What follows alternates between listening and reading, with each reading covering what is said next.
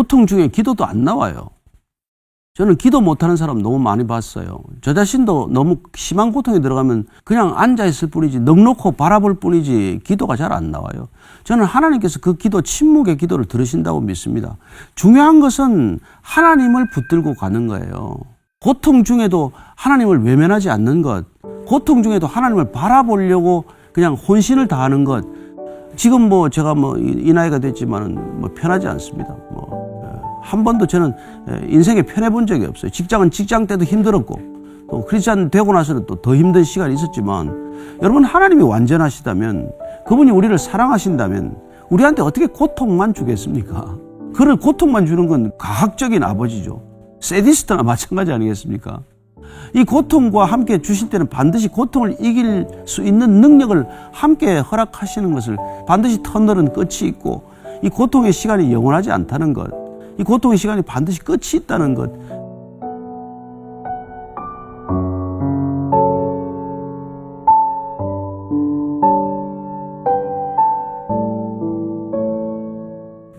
고난이 이렇게 쉬운 사람은 없을 거예요. 고난은 누구에게나 힘든 겁니다. 감옥이 처음 갔다 올 때 힘들고 2번 갔다 오면 쉽지 않아요. 제가 3번 갔다 온 사람 얘기 들어보니까 갈 때마다 더 힘들다 그래요.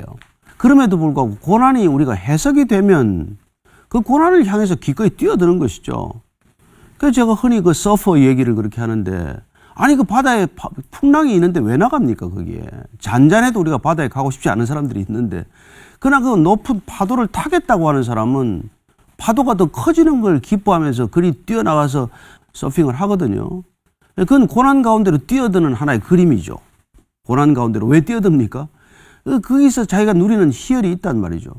고난을 이겨내는 기쁨. 그래서 우리가 산모가 아이 낳는 걸 그렇게 고통스러워하지만, 그러나 또 둘째 아이를 갖고 이런 걸 보면 정말 경이롭기까지 해요. 제가 아는 분은 정말 10달 내내 입덧을 했는데 정말 남편이 보다 못해서 정말 2번째는 남편이 안 갖겠다고 신신 부탁을 하고 사정사정 하는데도 부인이 또 우겨서 또 2번째를 갖고 또 10달 동안 그렇게 고통스러워하는 걸 견디는 걸 보았어요. 그러니까 우리가 고통은 어떻게 우리가 해석하느냐, 이 고통을 어떻게 바라보느냐에 달린 거죠. 만약에 우리가 영생이라는 걸 선물로 우리가 받았는데 이후에 이 육신의 삶이 다하고 영생의 삶이 정말 우리가 상상할 수 없는 이렇게 아름다움으로 펼쳐진다, 이게 정말로 믿어지면 이 땅에서 겪는 고통은 그렇게 크게 느끼지 않는다는 것입니다. 그걸 사도 바울은 장차 올 영광에 비해서 지금 우리가 겪는 고난은 좋게 비교할 바가 없다, 이렇게 표현하는 것과 마찬가지로 앞에 올 영광이 얼마나 강렬한 것인가, 그걸 우리가 아는 게 중요한 것이지 우리 고통의 크기를 재는 건 별로 의미가 없다는 것입니다. 따라서 고통은 왜 왔냐가 문제가 아니라 이걸 어떻게 이겨내느냐, 늘 거기에 초점이 맞춰져야 한다는 것이고, 그렇게 어떻게 이 고통을 이겨낼 것인가에 초점을 맞추기 위해서는 이 고통이 어떻게 내가 이걸 해석하고 있느냐가 가장 중요한 그런 거라는 거죠.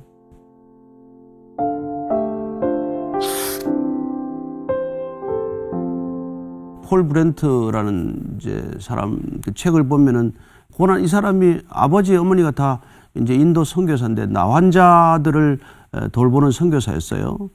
폴 브렌트의 고민은 이러다가 내가 나병에 걸리고 말지, 늘 그런 두려움이 잠재적으로 있었던 사람인데, 어느 날 실제로 집에 들어가면서 신발을 신고 안방에 들어오니까 아내가 깜짝 놀라서 그 신발을 왜 안 벗고 들어오냐. 그 순간 이게 폴은 내가 이게 드디어 감염이 된 거구나. 그래서 방문을 잠그고 바늘로 이렇게 발 뒤꿈치를 찔러 보니까 피는 나는데 고통이 없는 거예요. 그래서 그 사람이 밤새 기도한 게 고통이라는 감각을 돌려주십시오. 그게 그 사람의 기도 제목이에요. 그래서 제가 그 책을 읽으면서 그렇구나. 고통은 생명과 하나구나. 생명 현상은 곧 고통 현상이구나. 생명이 없다면 고통이 없어지는 거구나. 그래서 우리 나환자를, 한센시 병을 두려워하는 이유는 고통이 사라지고 고통이라는 감각이 없기 때문에 손가락이 떨어져도 모르고 심지어 발가락이 날아가도 모르고 말이죠. 그래서 그분의 기도 제목이 고통을 돌려달라, 고통이라는 감각을 회복시켜달라. 그런 것 때문에 우리가 생명과 고통이 맞닿아 있다는 걸 알게 되면 고통을 하등 이상하게 볼 이유가 없단 말이죠. 우리가 이 시대, 의료 시대에 뭐 진통제라는 게 나오고 고통을 점점 줄여주는 이렇게 약효가 있는 것들이 많이 나왔기 때문에 뭐 그래서 고통을 잊어버리는 방법들에 의존하기 시작하면서 오히려 고통을 더 무서워하게 된 거죠. 그러나 제가 어릴 때만 해도 마취약을 구하기가 어려워가지고 제가 이게 어릴 때 초등학교 시절에 이걸 마취 안 하고 다리 생사를 꿰매는 그런 일들도 있었습니다. 그거 다 참을 수 있는 거예요. 근데 오늘날 이게 뭐 고통을 못 견디기 때문에 사실은 이게 마약이라는 게 다 진통제 아닙니까 원래. 지금 그렇게 말썽이 되고 있는 펜타닐 이런 게 다 암 환자들을 위한 진통제인데 그걸 멀쩡한 사람들이 고통을 잊겠다고 그걸 쓰다가 죽음에 이르는 그런 일들이 지금 얼마나 많이 일어나고 있는지 몰라요. 고통을 보는 관점이 잘못된 것이죠. 이 고통을 맞설 수 있는 힘을 구해야 할 텐데 고통 자체를 피하고자 하는 이런 태도 때문에 우리는 정말 성숙할 기회를 놓치고 마는 것이죠.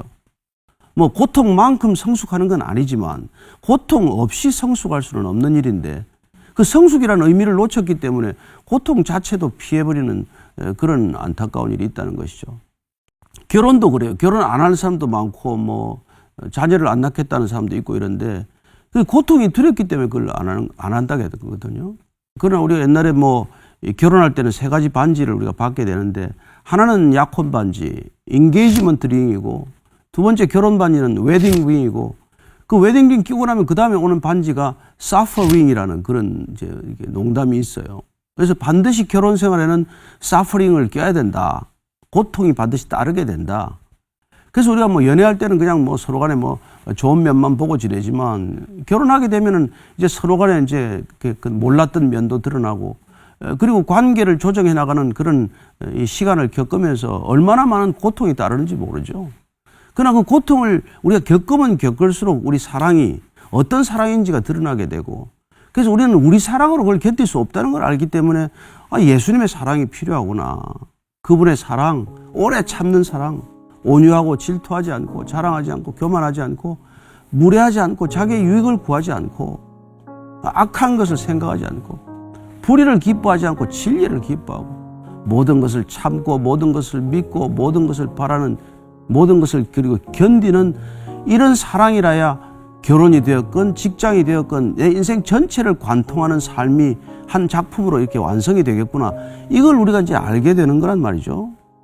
그래서 우리가 내 안에 없는 사랑을 내 밖에서 구하는 것 자체가 하나님을 희고하는 마음이고 신성을 갈구하는 마음인데 예수님께서 십자가에서 그걸 우리에게 주셨기 때문에 그분을 우리가 만나게 되면 그분이 우리 안에 들어오시게 되면 고통이 해석될 뿐만 아니라 고통을 이길 수 있는 놀라운 힘이 생기는 걸 경험하는 것이죠. 그래서 신앙은 반드시 이 시대에 저는 필요한 그 선택의 여지가 아니라 이건 반드시 있어야 되는 거라고 저는 주장하는 것이죠. 그분이 우리에게 주는 건 이 사퍼링을 빼주는 게 아니라 사퍼링을 우리가 견딜 수 있는 힘을 주시는 분이기 때문에 그분이 아니고서는 우리가 감당할 수 없는 이 시대적인 아픔이나 고통을 그분의 능력으로 우리는 넉넉히 이길 수 있다는 것이죠. 놀랍게도 그분은 십자가 지기 전날 밤에 그분께서는 이미 내가 세상을 이겼다라고 선포하는 분이에요. 너희들이 세상에서는 환난을 만나겠지만은 담대하라. 내가 세상을 이겼노라. 아니 십자가 지기 전에 이미 세상을 이겼기 때문에 십자가를 지는 거란 말이에요. 고통의 의미가 해석되었기 때문에 그분은 고통 속으로 뛰어드는 것 아닙니까? 우리도 마찬가지예요. 저도 제가 무슨 뭐 CEO 자리 집어 던지고 신학교 가면 고생이 없다고 한 거 아닙니다. 정말 그 이후에 4년간 신학교 다니면서 죽을 고비를 뭐 2번, 3번 넘기기도 하고 하나도 편한 시간 없었고 정말로 참 고통스러운 시간이었지만 이 고통과 비교할 수 없는 기쁨이 있고 또 이 고통과 비교할 수 없는 영광의 시간들이 있다는 걸 믿기 때문에 갈 수 있는 것이죠. 지금 뭐 제가 뭐 이 나이가 됐지만 뭐 편하지 않습니다. 뭐 한 번도 저는 인생에 편해 본 적이 없어요. 직장은 직장 때도 힘들었고 또 크리스찬 되고 나서는 또 더 힘든 시간이 있었지만 그러나 직장 다닐 때는 내가 의미도 모르고 힘들었고 지금은 내가 분명히 의미를 알고 힘든 길을 선택했기 때문에 저는 뭐 누구한테 무슨 탓을 하거나 불만을 갖거나 할 일이 없죠. 그리고 감사할 뿐이고 감사함으로 이 고통을 받아들일 수 있다는 것만큼 그게 큰 성숙이나 선물이 어디 있겠어요. 그래서 저는 정말 어른이 되려면 진짜 어른이 되려면 이 고통의 의미가 해석돼야 되는 것이죠. 애들은 다 고통을 싫어하고 피하려고 하죠. 그러나 어른이란 성숙이란 고통을 이해할 줄 알고 그 고통을 선물로 받아들일 줄 알고 심지어는 그 고통을 피할 수 있는데 고통을 기꺼이 선택하는 데까지 이럴 수 있는 것, 그게 진정한 신앙인이라고 저는 믿습니다.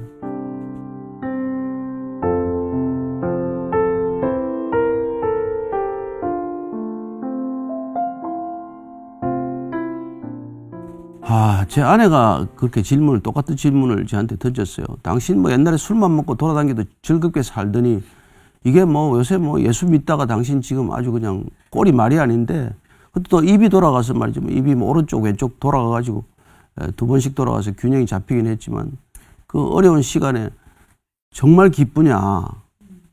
정말 기쁘냐 당신? 솔직하게 한번 대답해 보라는 거예요. 그래서 제가 그랬어요. 여보, 내가 정말 예수 안 믿을 때 재미나게 살았다. 정말 마음껏 하고 싶은 대로 하고 살았는데 그건 바퀴벌레가 시궁창에서 그냥 재미나게 사는 거하고 마찬가지야. 바퀴벌레도 그 시궁창에서 얼마나 반질반질하게 닦고 다니는지 몰라요. 그러나 바퀴벌레가 아무리 멋있게 자기를 포장하고 아무리 열심히 돌아다녀도 그건 환경 자체가 시궁창이란 말이에요. 음지 아닙니까? 어두운 곳 아닙니까? 그러나 우리가 정말 빛 가운데로 나와서 빛 가운데서는 어떤 어렵고 힘든 상황을 겪더라도 방향이 보이는 고통이고, 그리고 더 중요한 것은 그분이 우리에게 준 기쁨은 이건 빼앗기지 않는 기쁨이란 말이에요. 이건 상황이 우리를 흔들지 못하는 기쁨이에요. 그 기쁨은 나로부터 비롯된 게 아니기 때문에 그래요. 그 기쁨은 예수님으로부터 비롯된 거기 때문에 그분은 불변하는 하나님이시고 불변하는 성품, 변하지 않는 성품에서 주어진 영원한 것이 우리 안에 오면은 그건 절대로 변질되는 게 아니라는 것입니다. 따라서 우리가 아무리 고통스러워도 그 기쁨은 빼앗기지 않는 기쁨이라는 것이죠. 그래서 폴리캅 같은 옛날에 초대 교부들이 이렇게 순교의 마지막 순간까지 기쁨을 잃지 않고 순교를 당했다라는 기록을 보면 믿기지 않는 기록이지만 그럴 수 있구나. 그래서 끝까지 우리가 그런 고난의 시간까지 우리가 맞닥뜨릴 때 그 주님께서는 고난보다 더 큰, 그야말로 진실로 진통제보다도 훨씬 더 큰 강력한 진통 효과를 가지는 기쁨을 우리한테 주심으로써 그걸 이겨낼 수 있는 그런 놀라운 선물을 함께 주는 것이죠. 여러분, 하나님이 완전하시다면, 그분이 우리를 사랑하신다면 우리한테 어떻게 고통만 주겠습니까? 그런 고통만 주는 건 그건 아주 가학적인 아버지죠. 세디스트나 마찬가지 아니겠습니까? 이 고통과 함께 주실 때는 반드시 고통을 이길 수 있는 능력을 함께 허락하시는 것을 저는 믿고 우리가 지나갔으면 좋겠어요. 그러면 반드시 터널은 끝이 있고, 터널 끝에는 한 줄기 빛이라도 그 빛이 있다는 것 때문에 우리가 안심하고 갈 수 있는 거거든요. 언젠가는 끝이 있구나. 이 고통의 시간이 영원하지 않다는 것, 이 고통의 시간이 반드시 끝이 있다는 것, 그거 한 가지만 알아도 충분히 갈 수 있다고 저는 믿어요.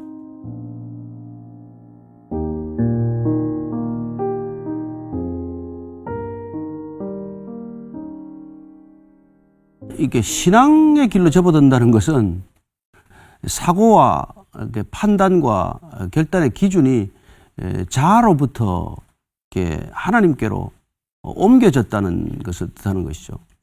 그래서 우리에게 누구나 다 고통이 있습니다. 그러나 이 고통이 나를 중심으로 해서 그 고통을 바라보면 견디기 어려워요. 그리고 훨씬 큰 부담을 안게 됩니다. 그래서 우리가 생각하는 자아 중심의 틀을 깨지 않으면 신앙은 한 걸음도 못 나가는 것이죠. 내가 하나님한테 어떻게 했는데 하나님 나한테 이러실 수 있나? 제가 아는 암 의사 닥터는 많은 암 환자를 이렇게 대하는데 가장 고통을 해석하지 못하고 못 받아들이는 사람들이 목사래요. 주의 종으로 이렇게 일해왔는데 어떻게 내게 암을 주실 수 있냐, 이런 거를. 그래서 제가 목사가 아닌데 아마 목사라고 얘기했을 거예요. 그러고 말았는데 저는 그렇습니다. 암을 바라보면 해답이 없어요. 암은 이미 나한테 와 있잖아요. 그리고 암을 주신 분도 하나님이라면 거두어 가시는 분도 하나님이고, 생명을 주신 분도 하나님이라면 생명을 거두실 분도 그분이시고, 그래서 우리가 잘 아는 대로 토기장이한테 토기가 항변할 원초적인 자격이 없는 거예요. 우리가 고통받는 사람들한테 이런 얘기를 함부로 할 수 없지만, 그러나 고통을 보는 관점을 어디서 바라보느냐는 내가 내 입장에서 바라보는 것이 아니라 하나님 입장에서 바라보는 게 성경적인 답이에요. 그래서 날 때부터 맹인된 사람을 보고 제자들은 저게 본인 죄입니까? 아버지 죄입니까? 라고 물었을 때 예수님께서는 완전히 그 패러다임을 바꾼단 말이에요. 본인의 죄도 아니고 부모의 죄도 아니다. 이건 그냥 하나님이 행하시는 일을 나타내려 하십니다. 하나님 쪽으로 관점을 완전히 바꿔놓는단 말이죠. 뭐 부자 관원이 하나 따라와도 그랬어요. 부자 관원 그 사람 없는 게 없죠. 뭐 관은 사내들인 공회원에다가 부자고 젊고 잘생기고 다 가졌겠죠. 그러나 이 사람이 내가 구원받았나 안 받았나 이 한 가지가 의심스럽고 불안하기 때문에 예수님한테 와서 선한 선생님 어떻게 해야 구원받습니까? 계명 지키지 그래요. 계명 다 지켰습니다. 아, 다 지켰어? 그러면 네가 가지고 있는 거 한번 다 팔고 나를 쫓아올래? 그랬더니 근심하고 돌아가 버리고 다시 등장하지 않는 인물이 되고 말죠. 그는 그 모든 것을 가지고 신을 컨트롤할 수 있다고 믿었기 때문에 이걸 지키기 위한 신이지 그에게는 신도 하나의 그냥 소유물일 뿐이죠. 어떤 사람들은 내 고통을 통해서 신을 컨트롤하려고 하는 우상의 생각들을 가지고 있는 것이죠. 당신은 이 병을 낫게 할 책임이 있다.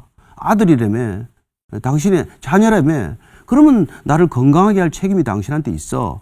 라고 말하는 그 근거는 뭐냐 이것이죠. 우리가 그래서 욥기를 자꾸 읽게 되는 이유는 뭡니까?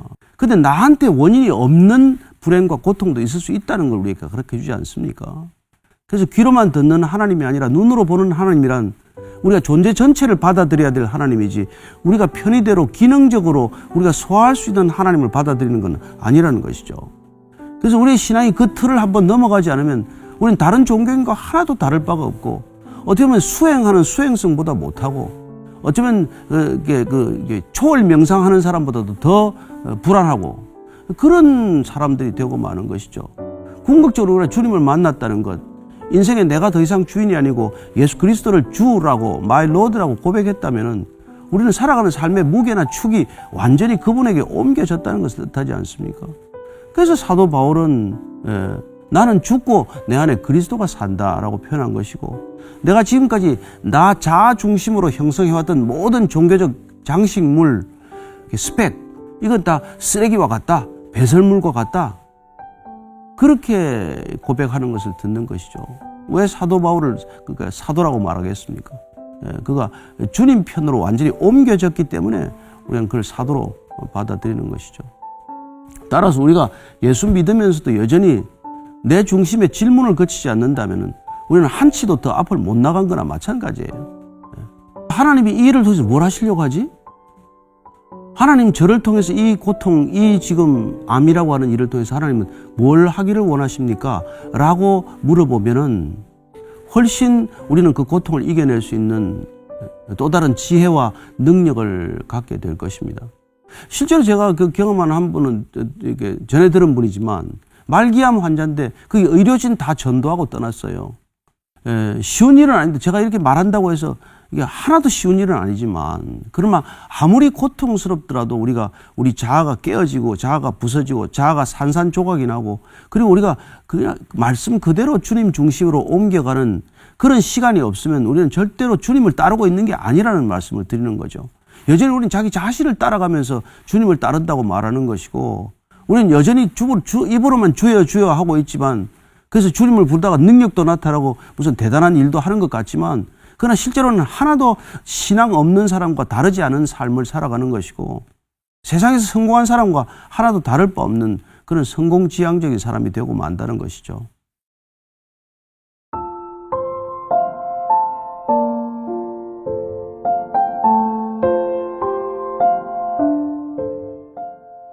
그 고통의 시간은 그때는 이해가 안 되고 눈물이 쏟아지고 고통 중에 기도도 안 나와요. 저는 기도 못하는 사람 너무 많이 봤어요. 저 자신도 너무 심한 고통에 들어가면 그냥 앉아있을 뿐이지 넋놓고 바라볼 뿐이지 기도가 잘 안 나와요. 저는 하나님께서 그 기도, 침묵의 기도를 들으신다고 믿습니다. 중요한 것은 하나님을 붙들고 가는 거예요. 고통 중에도 하나님을 외면하지 않는 것, 고통 중에도 하나님을 바라보려고 그냥 혼신을 다하는 것, 그걸 저는 하나님이 제일 기뻐하신다고 믿습니다. 그분께서는 우리에게 상한 심령을 요구한다고 말씀하셨듯이 우리의 가난한 심령, 우리의 고통스러워하면서도 주님을 향한 그 시선을 외면하지 않고 거두지 않을 때 하나님은 그 고통과 함께 그분도 아파하시고 그분이 그 고통이 끝날 때까지 함께 하신다는 것을 우리가 믿고 견딜 수 있는 것이죠. 그래서 여러분이 힘들면 힘들수록 주님을 더 신실하게 의지하고 더욱더 전적으로 의지하고 그 전인격적인 하나님이 결코 나를 버리시지 않는다는 믿음으로 견뎌내야 할 시간이기 때문에 주님만 더욱더 바라보면 좋겠지만 그러나 혼자서 바라보기 어려울 테니까 저는 누군가 꼭 단 두세 사람이라도 함께 그 고통을 나눌 수 있고 진심으로 얘기하면은 가십이 아니라 정말 기도해 줄 수 있는 단 두세 명의 기도의 동역자가 있으면은 정말 저는 견딜 수 있다고 믿습니다. 그래서 중요한 건 그런 기도의 동역자예요. 목사들은 너무 기도 부탁을 많이 받기 때문에 적절한 동역자가 아닙니다. 정말 친구, 정말 누구에게도 비밀을 지키면서도 끝까지 기도해 줄 수 있는 친구가 있다면은 오히려 그분들이 도움이 될 것이고 정말 신실한 교역자가 있다면은 기도를 부탁할 수 있겠죠. 그렇게 같이 기도하면 훨씬 짐이 가벼워진다는 걸 본인도 느끼게 되고 정말 우리가 답이 없다고 할지라도 그런 고통을 함께 겪어주는 사람과 함께 울고 함께 웃으면서 그 고통의 시간을 같이 견디는 그런 아름다운 교회는 이 시대 하나님께서 반드시 선물로 주신 놀라운 선물이라고 믿는 것이죠.